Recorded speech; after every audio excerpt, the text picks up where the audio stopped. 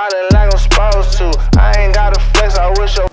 Welcome back to Unheard Sessions. I'm Indigo, and this is season 2, episode 4. And today I have with me Blacc Mel. How are you doing today? I'm good. How are you? I'm good. Thank you for asking. So before we start, get into everything, we're just gonna play a little game to break the ice. Just to settle into the podcast. So, okay. The name of the game is called This or That. Okay. Mm-hmm. So let me give you a little whiteboard. So here you go. You're gonna write your answer on here. Okay. So I'm gonna say it's gonna be artist edition. So I'm gonna say like Beyonce or Rihanna. And you put your answer on there and you tell me why. Okay? All right. Okay. All right. Cool. All right. So I'm intrigued. Let's see. All right. So the first one is Outkast or Mobb Deep.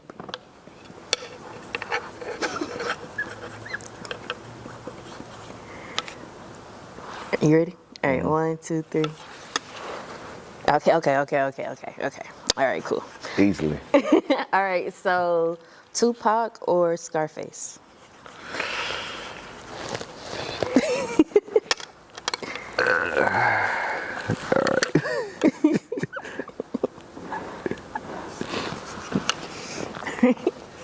You ready? Hey, go. Okay. We're gonna get together. Okay. Next one, let's do SZA or The Weeknd.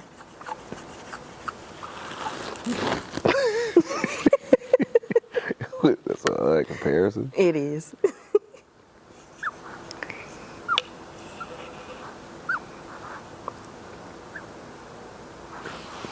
Okay, you ready? Mm-hmm. Yeah. Why? Why? I like dark melodic music. You do? Honestly, I haven't really just sat down and listened to The Weeknd like that. So I wouldn't even know where to start. Yeah. What's the song? Die For You. That's probably like the only song that I know by him that I like, just really like. You listen to SZA? Not for Not real. really? Okay. A lot of her features though. Yeah. Okay, so Drake or J. Cole?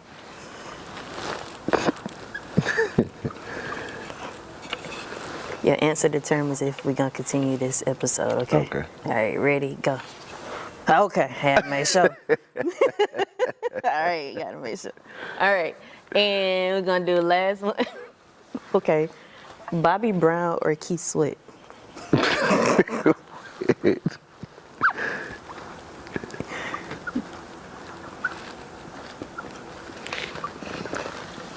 You ready? Yeah. Go.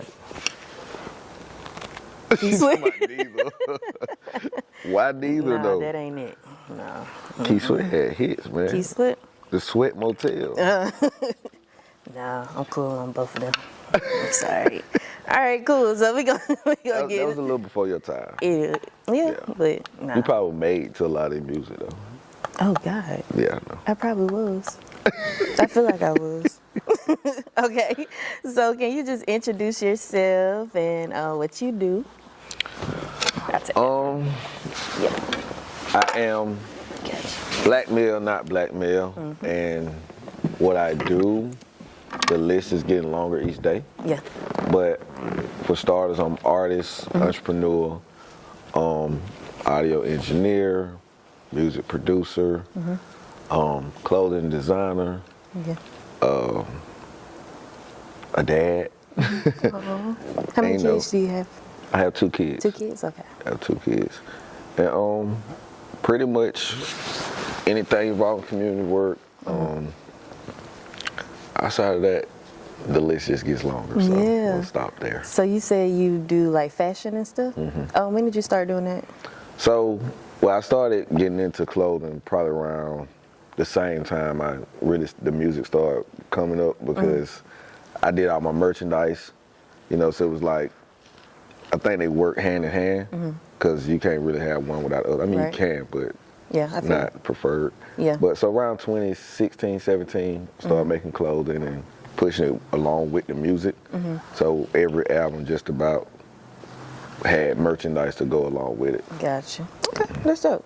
So when I was, just looking into your background and everything, so your dad is Sonny Spoon, right? And your grandfather is Percy Welch, right? Okay, so Percy Welch, excuse me. So what was it like growing up surrounded by all that music? Well, early on, since my granddad was a Hall of Fame blues musician, he hated rap. Really? Yeah, he hated rap. So we used to, me, my siblings, my cousins, we all used to record music in his room, in our room at his house. Yeah. He'd tell us to, cut it off, this, that, and third. But, once I got around my dad and seen what he was doing and, all the people he was connected to, me and my cousins formed a group. And we used to present our music to him, and he would take us to the studio, things of that nature. And I really learned more about my granddad through my dad, because he would tell me, that my granddad was one of his mentors, and he used to mentor all these different people, such as Lil Richard, Otis Redding, Eartha Kitt, just an entire amount of artists that were doing big things back in the days. Yeah. So just to be around it as a kid, I was always consumed by it. Right. So like, I was hearing all these different songs and from different regions. My dad would play like the Nas's and Jay-Z's and just hearing it in the car. Yeah. But I think just about everybody in my family had some type of musical background. Yeah. My mom would sing all the time in the car, or she would just be playing certain music. Like, I grew up listening to a lot of Mary J. Blige because of my mom. Yeah. So, Tony Braxton, things of that nature. But I was just always around it. So, even with my siblings and cousins, we would wake up early in the morning, MTV jams and 106 in Park, just things of that nature. I miss that. I really do. So, can you educate me more about your dad? And like the impact that he had in Macon. I just don't really know that much about him, but I know he's a big name. Okay, so if you first hear the name Sonny Spoon, most people are going to talk about the Dirty Bird, which was the anthem that he created for the Falcons when they went to the Super Bowl. So he was on national TV. He had a dance to it and everything, and around that same time, he was pushing his album along with it. So he ended up doing songs with artists like Jeezy and T.I., 8 Ball, MJG, Scarface, just the list goes on. Yeah. But he was one of the first artists from around here that was doing it independently. Okay. Because we had like the John Amos's, CMD Styles, and DJ Skills, who were signed to a major, but we didn't have anybody that was doing it independently out the trunk, going city to city, state to state, and actually making a name from it and making national TV and releasing singles in its own BET, 106 Park and things of that nature. So I think that's what really separated him from a lot of the people that were doing it locally. It's just that, on an independent level, he had a bigger impact. Yeah, okay, cool.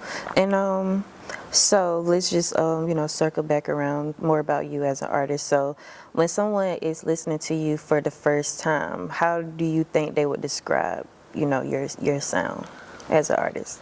Our first I feel like it all depends on where I was at in my life. You know what I'm saying? Because I feel like every album or every song is just an update on where I'm at in that moment. Right. So if you start from my very first project, Problem Child, they're gonna say, oh, this is conscious rap, but it's also like motivational and something that you could just tell this person has some type of drive and he wants to get out of his current situation. Then you go to something like No Gut, No Glory, where I'm all the way in it. I quit jobs, gave up on everything that wasn't involving music, and I was just completely driven by what I was doing.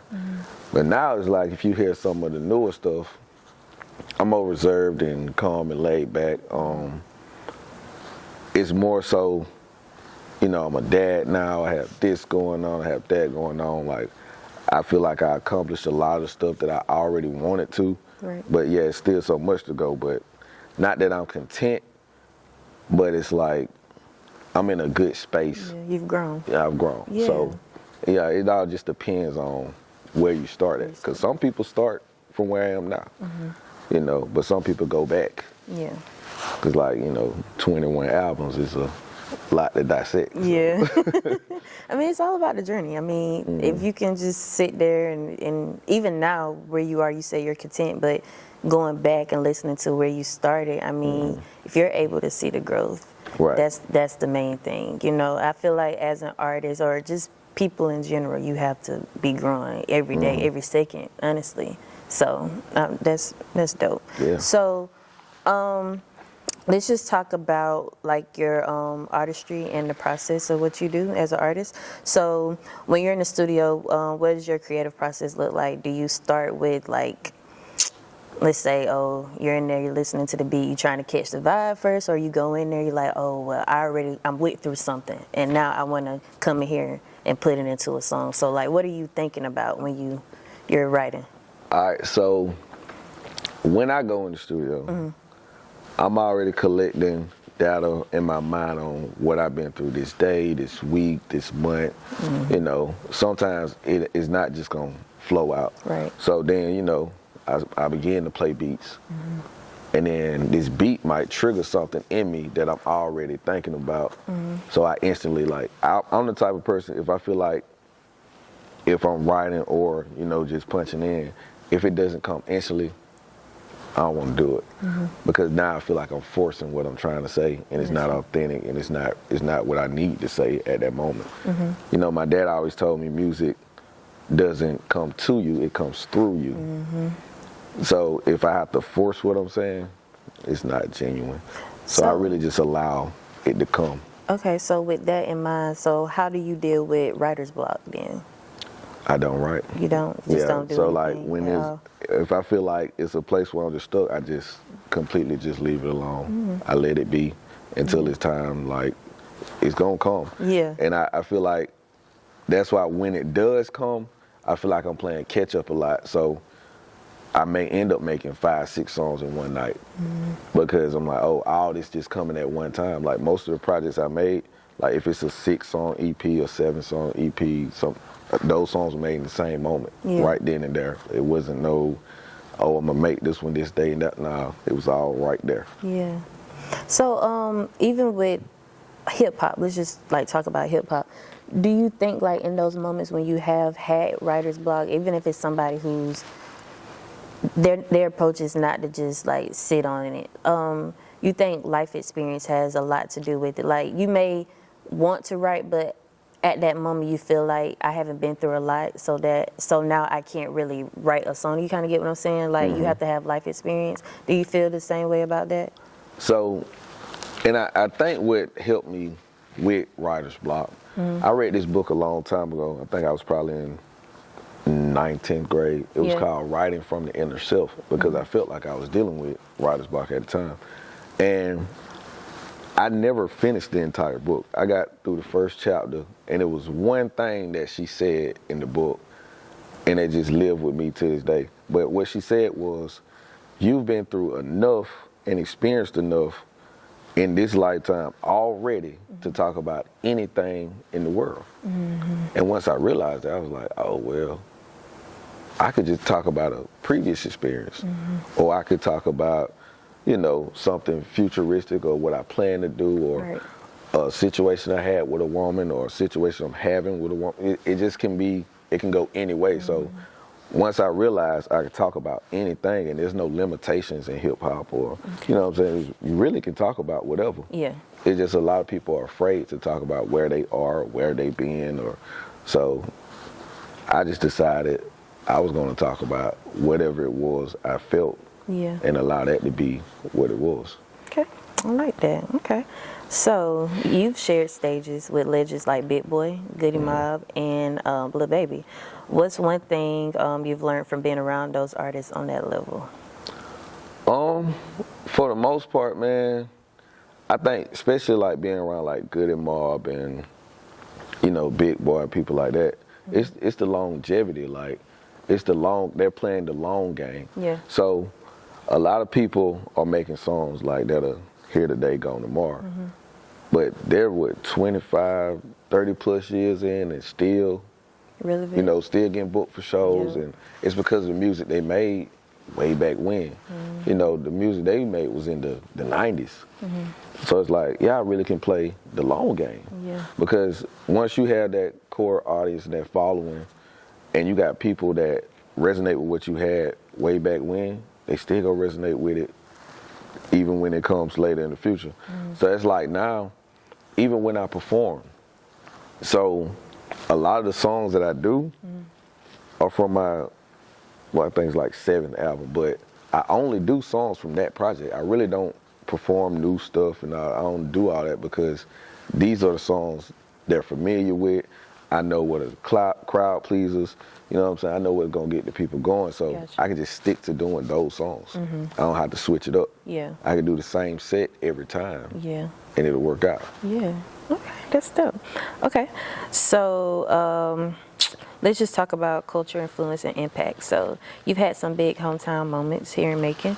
So you were featured in Macon magazine, performing at Blacc Jam. So how does it feel seeing Macon show up for you like that, in that capacity? Oh man, so Blacc Jam is dope, man, and I think it has changed a lot over the years. But what I think Blacc Jam does is it puts you in front of a different audience who may not know who you were, but now they're in this building and they get to see like, oh, this who this is. Or they may have heard of you, just not haven't been able to put a face to a name, because we don't really have hip hop venues around here. So they don't really have places to put faces to name. They may hear the music or heard about you, but they just haven't seen you. So I think a lot of times when I did Blacc Jam, I gained an entire new following. You know, it was a lot of people who would stop me as soon as I get off stage, like, oh my God, I've been seeing you, I've been following you, this, that, and third, but I didn't know who you were. Yeah. And then they'll buy merch from me, and you know what I'm saying? Someone would invite me on podcasts and interviews and things of that nature. They just didn't know how to find me. So I feel like being in those environments where you're around new people and people who just interested in what it is you're doing, they see your name on the list, now they get to say, oh, this is my moment to actually meet this person. So I think Blacc Jam gives artists around here a way bigger platform. Right. Because if it wasn't for that, we wouldn't be in front of some of the people that we were in front of. Okay. And can you talk about your feature in Macon magazine? How did that happen? Oh, so with Macon magazine, I honestly don't know how it happened. Yeah. But this is the 2nd year. But the guy who did the article, I guess he went and listened to the music. He did an entire article on business and pleasure, and he did one on seen and unseen. So it was 2 different albums he did reviews on. But every time it's like, I'm reading the reviews like, God, he must listen to this in more depth than me. Yeah. It's like just the way he wrote it and articulated, I was like, oh yeah, he made it sound way more powerful. Yeah. And I was like, yeah, that's really a beautiful thing, because other people reading this will be like, okay, well, this is something I need to check out and tap into. Okay. So there's a lot of talk about, you know, being real and authentic in hip hop. So what does that mean to you personally? Just being true to yourself. You know, like I said, like even when it comes to writing, when you experiencing those moments like writer's block and things of that nature, you just have to allow things to flow, because when you don't, you're forcing it. Right. And I seen this interview on Instagram the other day, and it was like, we need to bring broke rappers back. Not that they're necessarily broke, but you know, it's so many artists pushing all this financial gain and stuff, like, you know, that they rich and on yachts and jets. Right. And, you know, but the average person is going through what we're going through, and we're taking the voice away from them by not speaking on the things that we go through on a regular basis. Right. You know, some people still clocking in at their jobs. They can't relate to it. You know, they can't relate. It sounds good. It gets you moving in the club, especially if you're inebriated. Yeah. But it's just like, can we really relate to what they're saying? So I feel like when it comes to being my authentic self, I have to talk about what it is I'm going through and the average middle class person is going through, so they can feel it too, because they need a voice. Somebody has to speak for them, and they not rappers or writers. Yeah. You know, Yeah. and for the artists that are, like, I feel like they should put more energy on doing that as well, because a lot of times, man, we get so consumed by, you know, all the stuff we see on social media and, you know, just trying to fit into what the new sound may be or sound like this new big artist, so it'll catch a wave. But at the end of the day, the only thing that's going to last is authenticity. Yeah. So who was that artist or artists that you heard and they were relatable to you? You saying just in general? Oh, so I remember the first time I ever heard Big Crit, right? Big Crit, when he started rapping, I had to look at myself for a minute like, man, this man speaking my life. Yeah. Like, almost word for word, bar for bar, like this was something I could really connect to. You know, when I first heard, you know, CeeLo Green on Get Up, Get Out and Get Something, instantly connect. Just about anything Tupac ever put out. You know what I'm saying? Despite, you know, whatever. I got you. But it was raw and uncut, and it was things you could feel. Like, I still go back and listen to a lot of, you know, DMX and things of that nature, because he was just raw and he was just himself. Even if I haven't necessarily gone through it, I can feel it because I'm like, yeah, he really went through that. And I think nowadays you can tell when somebody's faking it in the music. Definitely. It lacks soul. Like Crit said, if it don't touch my soul, I can't listen to it. But you can really tell when someone's being genuine in their music, or they went through some type of hardship, or not even necessarily that, just you can tell when it's them. Right. Okay. So let's talk about vision and legacy for a moment. So when people look back years from now, what do you want them to remember or feel when they hear about your music and just you in general? Okay, so when people go back, I want them to think mostly on the tortoise versus the hare. Because I feel like everything that I'm doing has always been a balance between the two. You know, when I made my album, No Good, No Glory, the cover was a tortoise and a hare. You know, one side it had, you know, all the cosmos and the spiritual stuff and, you know, the black power fists in the air and all this and that. But the other side, it had the money, the women, the this, the fast life. But with me, it's always been a collage of both. So anytime I put music out, I always wanted to have that balance where people could understand, yeah, I do this, but I also do this. And I'm really just trying to find a way to merge the two and bring those together and make people understand we're all human at the end of the day. Right. So if anything, you know, I always remember I was the tortoise, I was the hare, but I continue to run my race at my own pace the entire time. I love that. So, and let's talk more about, because you just put out a new album, right? Let's talk about that. Yeah, so let's talk about it. Yeah, so Make It Make Sense, entirely produced by Hit Class Crad, and he also mixed it as well. Okay. That was one of the first times that I really had to realize, okay, it's okay for you to take the passenger seat. You know what I'm saying? He could take the wheel this time, because even though I do production and I'm an audio engineer as well, I had to realize, like, okay, maybe he can bring me some sort of new sound and, you know, bring something out of me that I need to say. So if we're being completely honest, it took me a minute to really adjust to the sound and to the album, because it was new for me.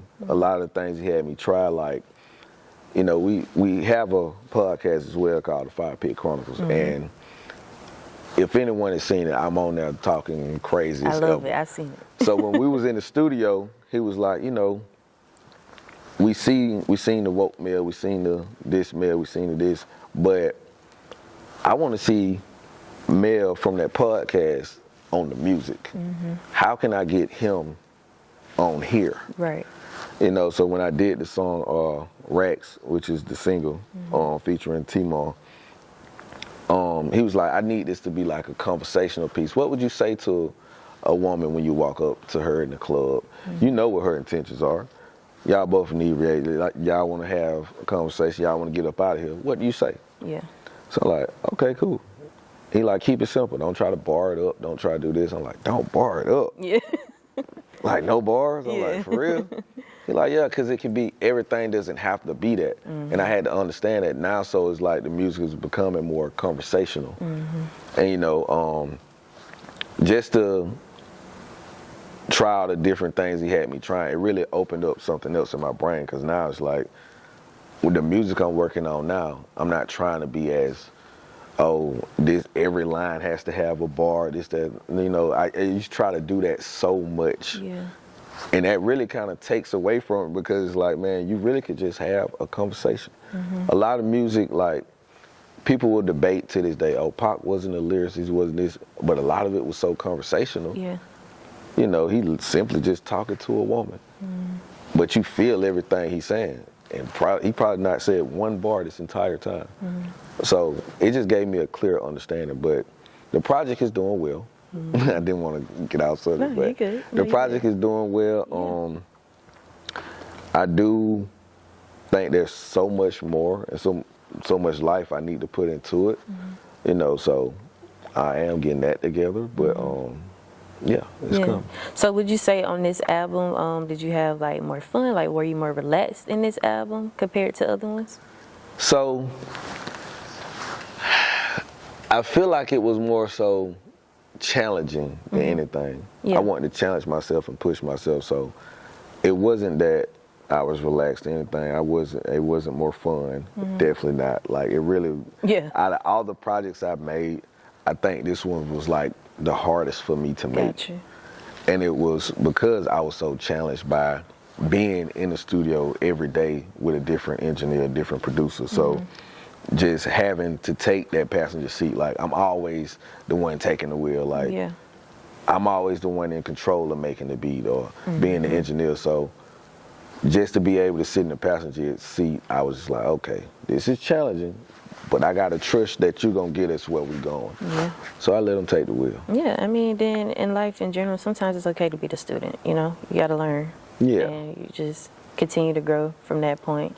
So, let's say maybe with all of your albums, which would you say was the most, I don't want to use the word fun, but it was just a vibe for you?